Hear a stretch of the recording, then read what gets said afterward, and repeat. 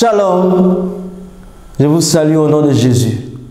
Bienvenue à notre programme Vérité et Réalité, 32e épisode. Que Dieu vous bénisse.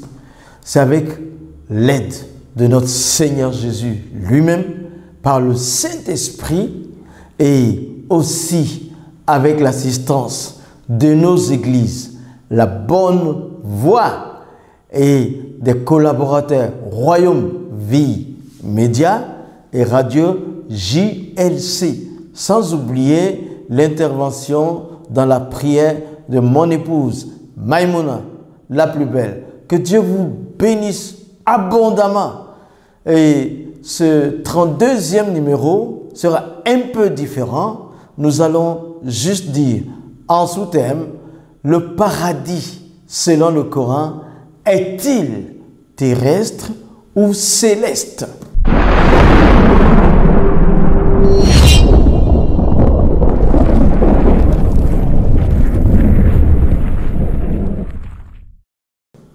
Le paradis selon le Coran est-il terrestre ou céleste? Alors tout de suite nous allons passer à la lecture de la sourate 47 au verset 15. Voici la description du paradis qui a été promis aux pieux. Il y aura là des ruisseaux d'une eau jamais malodorante et des ruisseaux d'un lait au goût inaltérable et des ruisseaux d'un vin délicieux à boire ainsi que des ruisseaux d'un miel purifié. Et il y aura là-bas pour eux des fruits de toutes sortes, ainsi qu'un pardon de leurs péchés par le Seigneur. Voici donc le verset 15. Nous allons nous arrêter là pour faire une remarque tout de suite. Premièrement, il y aura du vin au paradis. Parce que ce paradis-là, c'est pour des hommes pieux. Le verset a dit, mais il y aura du vin dans ce paradis coranique. Pourquoi les musulmans donc se privent de vin pendant qu'ils sont là sur la terre? Ils vont aller boire du vin au paradis. Boire du vin. Mais boire du vin au paradis. Boire du vin. Et ici, ils n'en boivent pas. Logiquement. Deuxièmement, il y aura toutes sortes de fruits. Il n'y a pas de problème pour ça. Il y aura toutes sortes de bons fruits. C'est bon. Troisièmement, c'est là, au paradis, qu'ils s'en vont pour obtenir le pardon de leurs péchés. Obtenir le pardon de leurs péchés au paradis seulement. Et là, c'est inquiétant. Parce que ceux qui iront en enfer, selon leur doctrine, la doctrine de l'islam, après la pesée de la balance, ils auront plus de péchés que de bonnes actions. Alors ils seront conduits en enfer avec leurs péchés. Mais cependant, les pieux dont il s'agit, qui seront au paradis, eux, encore, ils iront au paradis avec leurs péchés. Et c'est là seulement qu'ils obtiendront le pardon de leurs péchés au paradis. Non, il ne faut pas y croire. Ça, ce n'est pas la vérité. Ça ne vient pas de Dieu. Arrêtez de jouer avec les âmes des êtres humains. Le péché, l'acte, ce sont des actes qui nous amènent en enfer. Mais on ne peut pas arriver au paradis avec les péchés. Ce n'est pas possible. C'est pourquoi je vous dis, ce paradis que nous proposent les Abbassides, oui, il est plutôt terrestre, il n'est pas céleste. Parce que si c'est au ciel, le péché ne monte pas. Donc, c'est pourquoi, cher ami musulman, ne te fie pas à ça. Ça, c'est pas juste. Et nous allons regarder la sourate 56, versets 12 à 38. Dans les jardins de délices, une multitude d'élus parmi les premières générations et un petit nombre parmi les dernières générations. Sur des lits ornés d'or et de pierreries, si accoudants se faisant face.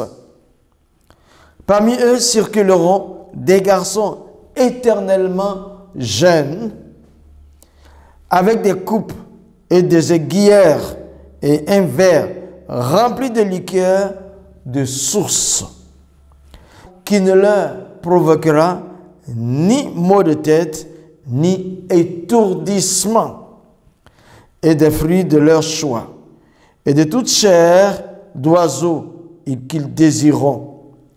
Ils auront des houris aux yeux grands et beaux, pareils à des perles en coquille, en récompense pour ce qu'ils ont fait.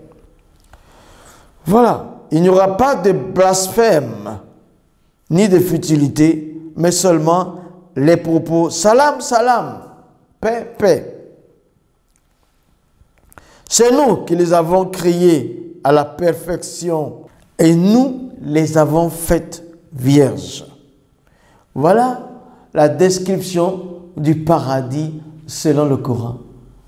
Il y aura un lit qui sera long, kilométrique, où il y aura des personnes pieuses, des hommes pieux, qui seront récompensés avec des houris.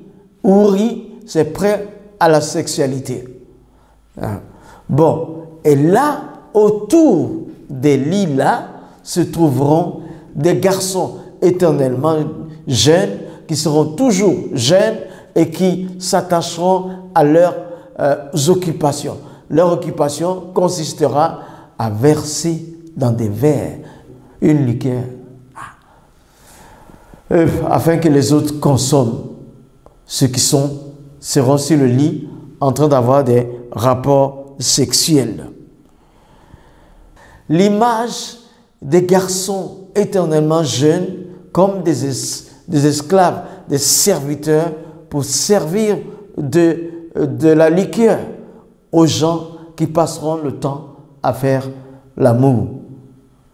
Ça, pourquoi cette image? Ça ressemble à la pédophilie ou bien à l'utilisation abusive des enfants.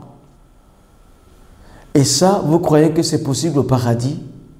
Et les enfants vont rester là à regarder ces garçons-là, vont rester là à regarder des adultes, des barbus, faire l'amour et les servir.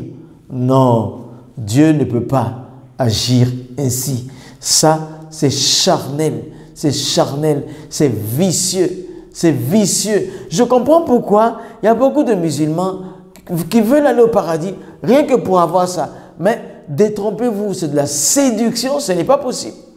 Ce n'est pas possible, ce n'est pas possible, ce n'est pas la vérité, ce n'est pas la vérité, ce n'est pas la vérité, ce n'est pas la vérité, c'est de la séduction. Ils sont en train de séduire nos parents. C'est une doctrine qui a été faite depuis le 9e siècle dans le Khorasan là-bas par les Abbassides. Ce paradis est terrestre tout simplement. Ensuite, il y a un hadith que nous voyons. Al-Tirmidhi, il déclare que Ali dit que le messager d'Allah, en effet, annonce au paradis, il y aura un marché où vendre des images de femmes et d'hommes. Et si un homme désire une image de femme, il l'achète et y entre. Voilà ce qui est écrit. Que le prophète de l'islam aurait dit qu'au paradis, il y a un marché où on vend les images d'hommes et de femmes.